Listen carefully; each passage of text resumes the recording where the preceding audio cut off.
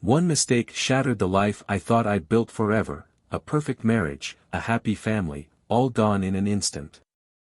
Now, I'm left holding the pieces, desperately trying to rebuild what I broke before it's lost for good.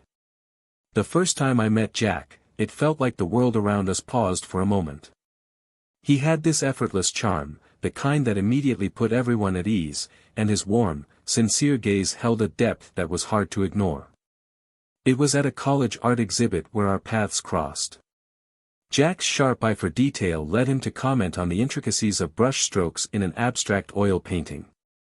That remark sparked an easy conversation, one that started about art but soon shifted to life and dreams. It was as if we were old friends reconnecting. What began as a chance meeting evolved into countless evenings spent together. We'd talk about everything, our ambitions, our fears, and the simple life we both craved. Slowly, we built a foundation rooted in love and understanding, a life filled with laughter, unwavering support, and quiet moments that spoke volumes without a word. As the years went by, the rhythm of life shifted. The joyful chaos brought by our 3 children filled our days, but the responsibilities of family life started to weigh us down. Our home was brimming with love and noise, but somewhere in the flurry of parenting and careers, Jack and I began to lose the time we once had for each other. Jack, a dedicated craftsman, poured himself into his work, chasing excellence and providing for us, though it often left him worn out. Meanwhile, I juggled my own career and motherhood, sometimes feeling like my identity had become an endless cycle of giving and doing, with little room for being. When I reached the ship's entrance that day, my kids were already waving excitedly, their voices cutting through the bustling crowd. Covering my eyes in playful mock surprise, I teased them, "Who let you guys here?" "Surprise, Mommy," they chorused in unison, their energy infectious. Jack stood nearby with his signature knowing smile. "We thought we'd come see you off," he said, a spark of amusement in his eyes. Smiling back, I scanned the crowd. "Where's Aunt Claire?" I asked. "She's probably already on board," Jack replied. "We figured it'd be easier to let her settle in rather than trying to find her in all this chaos." Our 3 little ones clamored for my attention, their chatter overlapping in a symphony of excitement. I crouched down to hug little Daisy, who at 3 years old had just graduated from diapers. Her round, rosy cheeks and pudgy arms still had that toddler softness that made my heart melt. Like her older sister, Daisy was a talkative bundle of energy, her slight lisp only adding to her charm. "Are you really going on that big ship, Mommy?" she asked, her big brown eyes sparkling with curiosity. "Yes, I am," I answered with a smile. "What are you going to do there?" she pressed, tilting her head. "Well," I began, crouching lower to her level, "there's swimming, movies, a gym, and even a cafe. I'm going to be very busy." Daisy frowned slightly, her tiny face scrunching in thought. "I want to go on a cruise with you, Mommy," she said with an earnestness that tugged at my heart. "Not this time, sweetheart," I said gently, brushing a stray curl from her face. I cupped Daisy's cheek gently, brushing a stray strand of her hair aside. "Maybe someday, sweetheart. Someday we'll all go on a cruise together." "How does that sound?" Her older sister, Sophie, now tall and willowy, chimed in with a question. "How long will you be gone, Mommy?" It amazed me how quickly she had grown. Just 2 years ago, she had the same chubby cheeks and impish grin as Daisy. 5 days and 4 nights, I said, leaning down to kiss Sophie's little nose. "I'll be back Friday afternoon." Her bottom lip jutted out in a pout. "But that's so long." "No, no, my little angel," I soothed, stroking her hair. "It'll go by faster than you think. Everything will be fine." "We'll miss you, Mommy," piped up Liam, my 8-year-old. My little man. With his sandy hair and serious expression, he looked so much like me, but his thoughtful nature was pure Jack. I knelt down and hugged all 3 of them tightly. "I'll miss you too," I murmured. "But Daddy will take care of everything, okay?" Liam nodded solemnly. "I know, but we still want you home. Oh, I love you all so much, I said, pulling them into one last embrace. Daisy and Sophie twirled in their excitement, their giggles filling the air. Liam, ever stoic, stood beside them, his steady gaze locking with mine. Straightening up, I reached for my rolling carry-on bag, my larger suitcase already loaded onto the ship. I glanced back toward where Jack had been standing to give him a quick kiss goodbye, but my heart sank when I realized he was gone. "Kids, do you see Daddy?" I asked, scanning the bustling crowd. Their small heads swiveled, eyes searching, but the sea of people offered no sign of him. I checked my watch. 5 minutes left until boarding closed. My heartbeat quickened. Pulling out my phone, I dialed Jack's number, but it went straight to voicemail. "Jack, where are you? I need to board."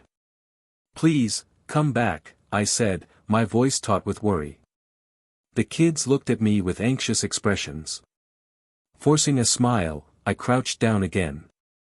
"I'm sure Daddy just stepped away for a moment. He'll be back soon."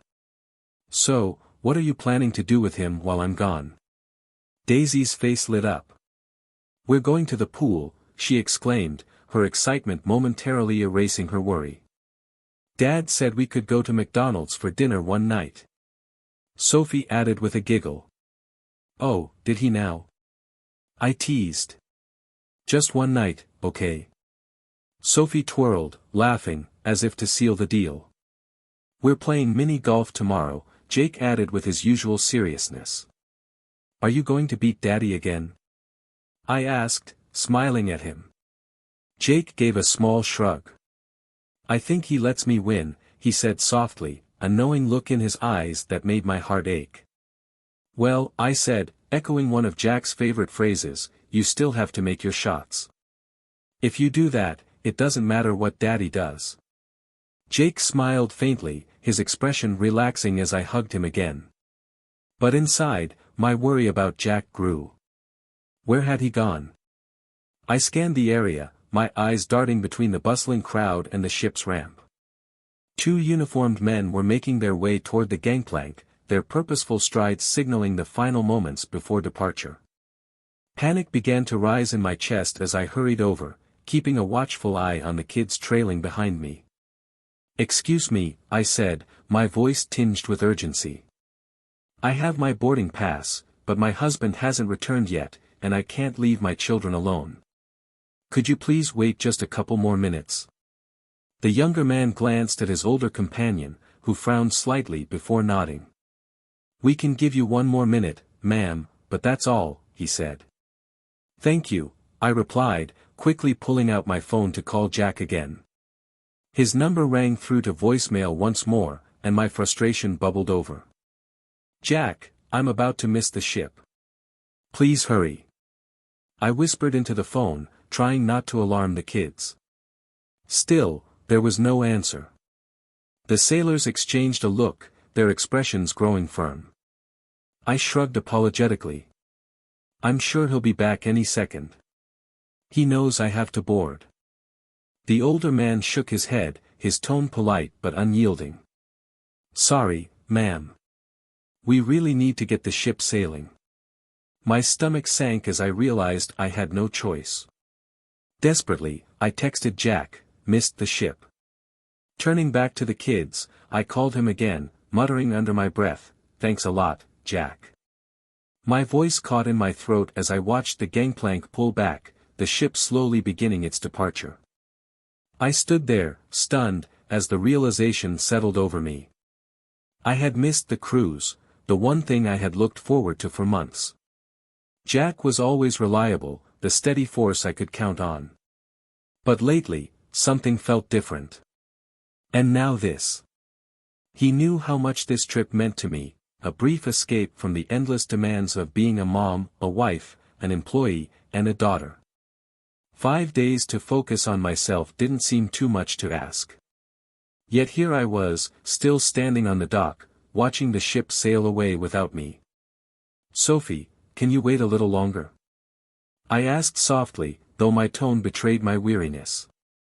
"I'm tired, Mommy," she sighed, her shoulders slumping. I tried calling Jack again, my hope waning.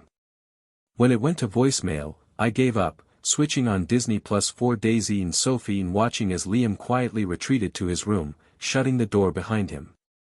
I lugged my rolling bag back to our bedroom and set it down, my energy sapped.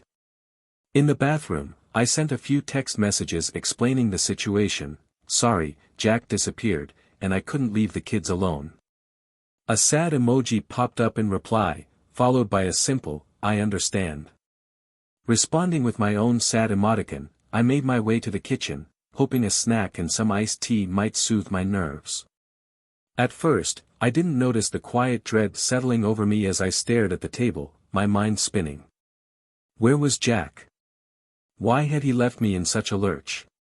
He was the calm to my storm, my steady anchor when I got impulsive or quick to anger. Jack's patience had always balanced me, and I trusted him to support me, even when I was at my most difficult. But now I felt untethered, left alone to pick up the pieces. Before we had kids, I needed Jack's steady presence more than I ever realized. He was a gifted craftsman, running a successful painting business that had truly thrived after a rocky couple of years. Jack's unique blend of creativity, precision, and an unwavering sense of responsibility earned him a glowing reputation and a waiting list of clients eager to work with him. He was also an exceptional father, endlessly patient with Daisy, Sophie, and Liam. And now, in this moment, he was gone. Chad, on the other hand, had a different life. He and his wife, Lisa, didn't have children, and their lifestyle reflected a kind of freedom Jack and I had long left behind. Both Chad and Lisa worked in professional fields, she in IT sales, and could afford frequent, thrilling trips, often separately. The first time I really spoke with Chad was after his wisdom teeth extraction, when he returned from hiking the Grand Canyon with his college friends. Meanwhile, Lisa was in Santa Fe, attending an art exhibit with her best friend. Chad had a sharp sense of humor and a way of making light of any situation. Even when he was teasing, there was a charm about him that was hard to ignore. One day, after a routine conversation, Chad casually suggested grabbing lunch, and that simple gesture snowballed into something that became a regular occurrence. Most of the time, we kept it casual, sandwiches or salads while chatting in the park. On days when neither of us had afternoon commitments, we ventured further, exploring new spots. I wish I could say Chad pursued me, but that wasn't the truth. I let it happen. Still, the outcome was mutual. One afternoon, during one of our lunches, Chad brought up Jack. You know, I think I spend more one-on-one time with you than your husband does, he said, his tone half teasing. Then, with a sly glance, he added, maybe he's tired of my charm. That would be a shame. His gaze lingered, making me momentarily uncomfortable but also intrigued. My relationship with Chad didn't feel like an affair, it felt more like an outlet, a way to cope with the stress and monotony of my life. I loved Jack deeply. He was my partner, my rock, and the person I envisioned spending my life with. Chad was nothing more than an indulgence, like a gym session or a spa day. It didn't seem like it affected my marriage, if anything, it eased some of my tension. We never made plans, letting our paths cross when fate allowed. But as the clinic grew busier, our time together became less frequent. 6 weeks passed without any chance meetings. Then Chad casually suggested a short cruise. This will be a nice break for both of us, he said, leaning forward with that familiar mischievous grin. At the time, I agreed. Looking back, I wonder if 6 weeks apart had created a tension that we both needed to release. I didn't know how Jack found out, but the shift in his behavior soon made it clear that he had pieced things together. When I stood at the dock that day, staring at Jack's phone and his wedding ring, both left behind so deliberately, I couldn't shake the feeling that this was his way of making a statement. His absence at such a critical moment spoke volumes. Had he orchestrated the kid's surprise appearance at the dock? Was it his way of confronting me without words? Now, all I could do was wonder how everything had unraveled so completely.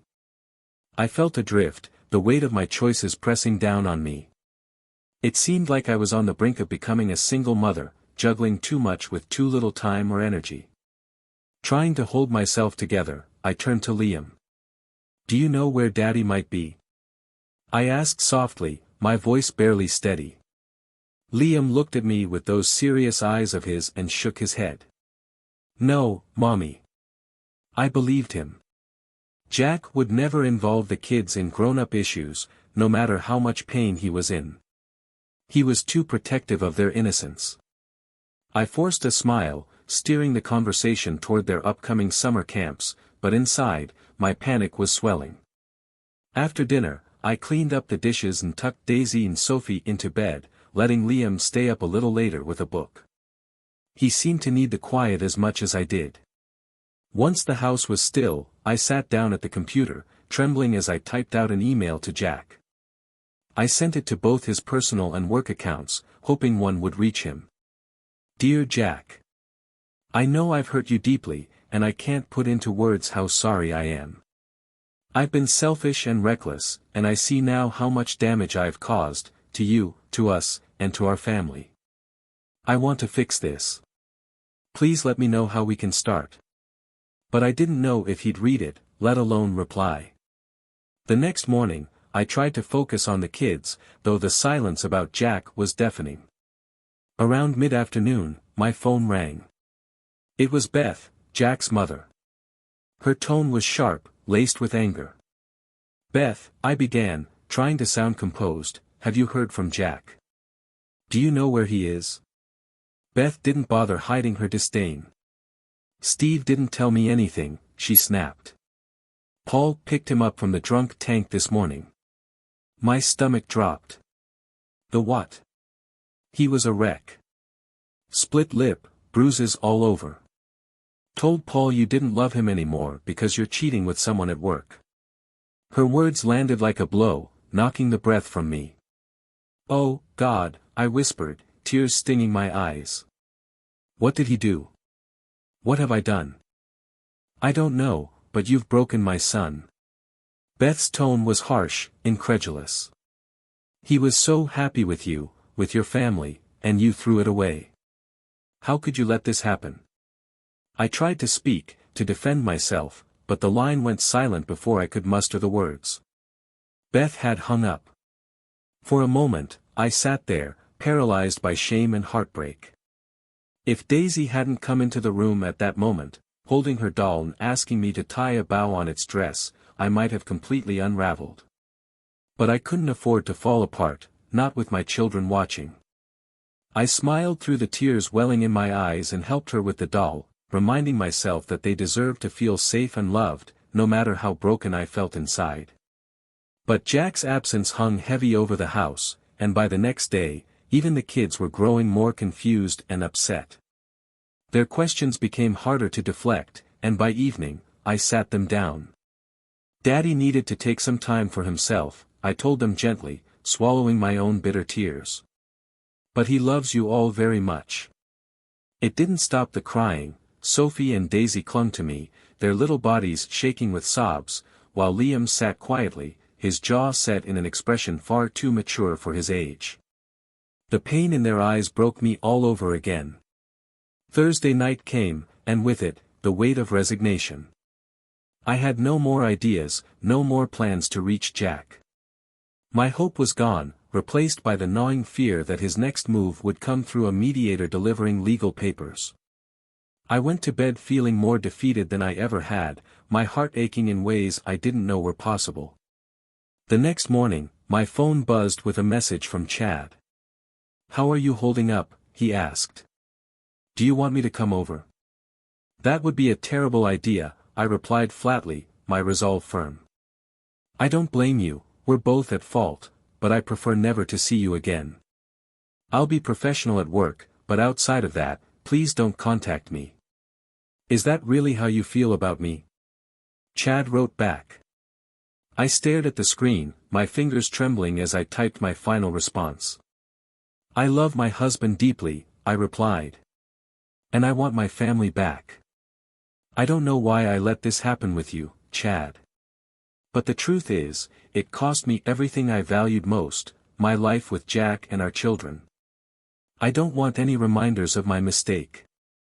I was selfish, cruel to the one person who should have mattered above all. Instead, I put myself first, and now I'm paying the price. There were moments when I wanted to run away, to disappear to a place where no one could find me. It wouldn't erase what I'd done, but at least I wouldn't have to face the daily judgment I knew I deserved. But I couldn't abandon my children. They needed me, and if I was going to do anything right, I had to be fully present for them. That night, with Daisy curled up next to me in bed, her soft breathing grounding me, I made a decision. No matter how much guilt and regret weighed on me, I would push it aside for them. Sophie, Liam, and Daisy deserved the best mother I could be, and I owed it to them to give everything I had. My own pain would have to wait. Jack needed to be part of that too. The children needed their father, especially now, and I couldn't shield them from this alone. I didn't expect Jack to forgive me or take me back. I wouldn't forgive myself, so how could I ask it of him? But for the sake of our kids, he had to show up. He had to help. When I spoke to Beth, her voice softened slightly as she updated me on Jack's condition. He hasn't been sober for more than 30 minutes at a time since he left on Monday. You have no idea what you've done to him. My heart broke at her words, and I could barely find the strength to reply. I do, I said, my voice trembling. I see it every day, reflected in everything around me. I funneled my pain into the only thing I could control, caring for my children. After the call, I walked into the living room and gathered them on the couch to watch Encanto again. Their little voices sang along to the songs, and for a fleeting moment, I felt some semblance of normalcy return. After the movie, I made peanut butter and jelly sandwiches, sliced apples, and poured milk for everyone. I put Daisy down for her nap, set Sophie up with crayons and a coloring book, and let Liam dive into his book about airplanes. When the house finally fell quiet, I sat alone for a moment, the weight of everything catching up to me. I checked my phone. No response from Jack.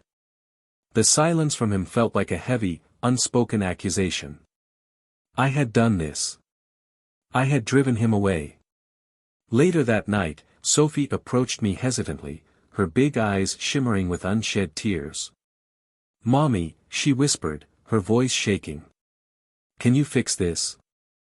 I looked at her, my heart breaking all over again. "I don't think so," I admitted softly. "Daddy left on Monday, and he hasn't answered my messages." Her small sob escaped, and I pulled her into my arms. "No," I said firmly, trying to steady both of us. "No, I love Daddy. I love him so much. I don't know why I let myself be with anyone else." The silence that followed was heavy, laden with unspoken questions I didn't have the strength to answer. But one thing was clear, I couldn't undo what I had done. All I could do now was fight for what mattered most, for my kids, for their stability, and, if it wasn't too late, for Jack to be part of their lives again. "I don't know where he is," I admitted, my voice breaking slightly. "Beth says he's devastated. She said he's been drinking all week." "Oh, that poor man," my mom whispered. My parents had always loved Jack, and I knew his pain hurt them deeply too. "Beth said he needs something positive to focus on," I added. "I hope someone is there to help him through this." "She says he's completely broken," I continued, my voice barely above a whisper.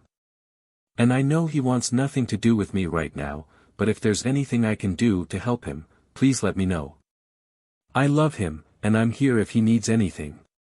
"Okay," Beth said quietly before hanging up.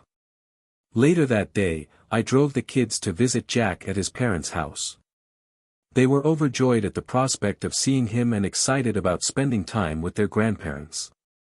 As soon as I parked, Daisy and Sophie bolted from the car, squealing with excitement, but Liam lingered, his hand brushing the car door. "Aren't you coming, sweetie?" I asked softly. He nodded but didn't speak, his expression clouded with worry. I gave his shoulder a gentle squeeze before following him inside. Back at home that evening, I set Daisy and Sophie up in front of the TV while I cleaned the kitchen. I was nearly finished when I noticed Sophie standing in the doorway, watching me. Her small face was full of concern. "Mom?" she said softly. "Yes, sweetheart," I replied, turning toward her. "Why is Daddy so sad?" she asked, her eyes searching mine for answers I wasn't sure I could give. "What do you mean, honey?" I said, trying to keep my voice steady. "He cried a lot," she said quietly. "I think he was happy to see us, but sometimes people cry when they're happy, right?" "Oh, sweetie," I said, my heart aching at her words. "Sometimes, yes. But you know he loves you very much, right?" She nodded slowly, but her worry didn't fade. "I have some ideas to cheer him up. Want to hear them?" Her words caught me off guard, and for a moment, I was overwhelmed by the purity of her love for her dad. "Of course I do," I said, kneeling to her level. "Tell me." By now, Daisy and Liam had joined us, their eager expressions almost bringing tears to my eyes. They were incredible kids, and their love for Jack shone through every moment. "What does your dad love to do most?" I prompted, hoping to guide their thoughts. "Tickle me," Daisy shouted, her laughter breaking through the tension in the room. We all chuckled, the moment lightening the heaviness in my chest. "He loves watching videos of us," Sophie added, her face lighting up. "And he loves ice cream," Daisy chimed in, her enthusiasm contagious. I smiled, gently steering them further. "Those are great ideas. What else?" "Fishing," Liam said quietly, his voice thoughtful. "He loves fishing." "Yes, he does," I agreed, feeling my throat tighten. "And he loves you all so much. And working in the garden," Sophie added. "He likes that too." "You're right," I said, my voice trembling slightly. "Even though things are hard right now, your dad loves all of you more than anything." Later that night, I spoke to Beth again. My voice was soft but steady as I explained, "I love Jack. I always have. I know we can't be together now, and maybe not ever again. That thought breaks my heart every single day. But I know what he needs to start healing, and I'll do whatever it takes to help him, even if he never speaks to me again." Beth was silent for a long moment, so I pressed on. "I want him to see the kids every day. It could be at your house, or even better, here. Whatever works best for him." Her silence lingered before she finally said, "We'll see. I can leave while he's here," I told Beth over the phone, my voice hesitant. "Maybe we could even share the house on alternating days. It might make things easier for everyone." Beth sighed, clearly unconvinced but not outright dismissive. "It could work," she replied. "At least he's starting to focus on the kids. That seems to be lifting his spirits. He hasn't had anything to drink today. He's still sad, but thinking about them gives him some focus." "Thank you, Beth," I said sincerely. "I'm so grateful for your help." "Don't mention it," she said flatly, her tone still distant. "I mean it." "So do I added quietly. "And don't worry, if Jack ever finds out this was your idea, he won't hear it from me." Beth gave a bitter laugh. "Good, because if he knew, he'd cut me off completely." A dry chuckle escaped me, though it carried no humor. It was either laugh or break down, and I couldn't afford the latter. "This was the biggest mistake of my life," I admitted, my voice trembling. "I couldn't have done more damage to our family if I tried." Beth was silent for a moment before the line went dead. Later that day, Edna, a close friend, called to catch up. "So, how was the cruise?" she asked cheerfully, laughing as she recounted how Jack had called her in preparation for the trip. He'd been planning to coordinate some surprise gifts for me while I was away. I forced a smile she couldn't see over the phone. "I didn't end up going," I said lightly. I couldn't leave the kids. It was the easiest explanation to give, even though it hurt to speak it aloud. But it was still nice to take a break for the week. "Oh, you're so lucky to have such a thoughtful husband," Edna gushed, unaware of the storm raging under the surface of my life. "I know," I murmured, my throat tight. The conversation ended quickly after that. At work, I forced myself to stay composed as I told my coworkers about the divorce, admitting the problems were my fault. It felt important to take control of the narrative before whispers started spreading. Everyone was shocked, everyone except Chad, who feigned surprise poorly. "Well, I wanted to get ahead of the news before people connected the dots once they hear about his divorce," I explained, keeping my voice as steady as I could. It was awkward, but the two dentists I worked with were kind. They offered hugs and said they'd adjust my hours to help however they could. That small show of support felt like a lifeline in a sea of judgment and isolation. The divorce documents arrived that Thursday. My lawyer had helped craft the terms, and I tried to keep things simple and fair: joint custody of the kids, no child support on either side, and no spousal support. Jack and I would alternate custody until Daisy finished school, then divide the property. I planned to keep my married name until then, but if Jack insisted, I'd revert to my maiden name without protest. My lawyer was confident I could push for more, financially, legally, but I held firm. I wasn't interested in fighting. Jack's lawyer made a few half-hearted attempts to negotiate better terms for him, but we both knew that I could easily demand more if I wanted to. In the end, it was resolved amicably, or at least as amicably as it could be under the circumstances. Life moved forward in fragments. I worked full-time at the clinic while my parents picked up the kids and cared for them until I got home. There was no time to dwell on the past. The present demanded too much of me. And yet, every quiet moment reminded me of what had been lost, and what might never be repaired. When I got home during my weeks with the children, life felt both full and hollow. I had my kids, my parents, and my job, the pillars that kept me moving forward. But even surrounded by these constants, something vital was missing. I chose not to date, feeling unready and unwilling to bring anyone else into the chaos I had created. I didn't know if Jack was seeing anyone, though I suspected he might be. He had always been naturally good in relationships, thoughtful, attentive, and caring. I could imagine him building a new life with someone else. The thought brought a mix of emotions I wasn't sure how to untangle. The first time Jack spoke to me after everything fell apart was brief and transactional. We were at Daisy's school play, and he approached me afterward, holding her in his arms. "She did great," he said quietly. "Yes, she did," I replied, the hesitation clear in my voice. "Okay," he said, turning away and walking back toward his parents, who stood waiting by the stage. That was it. There was no warmth, no tension, just a quiet indifference that stung more than any heated words could have. It felt as though he had moved past my betrayal entirely. The realization left me both relieved and profoundly sad.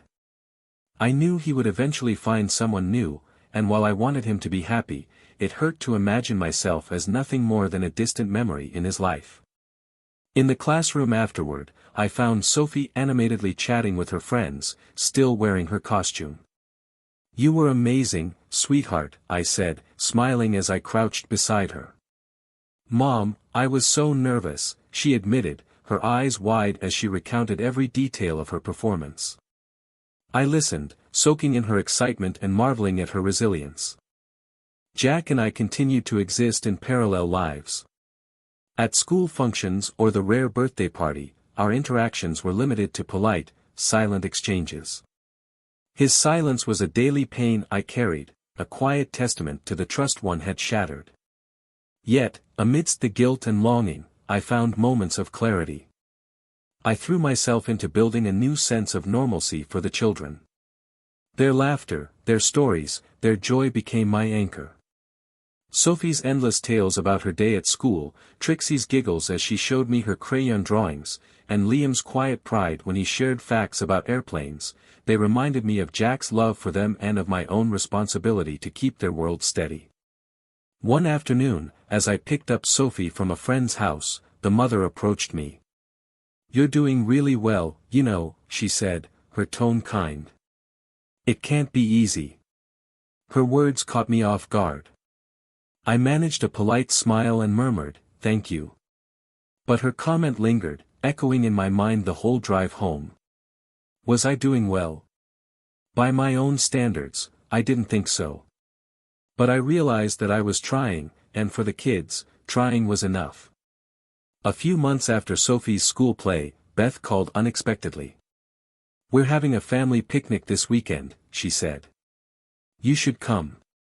It would be good for the kids." Her invitation surprised me, but I agreed.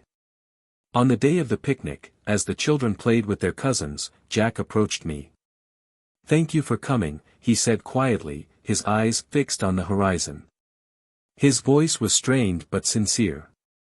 My heart pounded, and I struggled to form a coherent response. "Of course," I finally managed, my voice soft.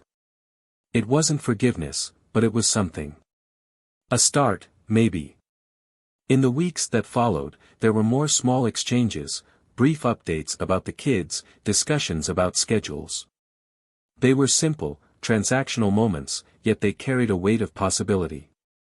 Slowly, we were relearning how to coexist, how to parent together even as the wounds of our past remained tender. On Liam's birthday, Jack surprised me.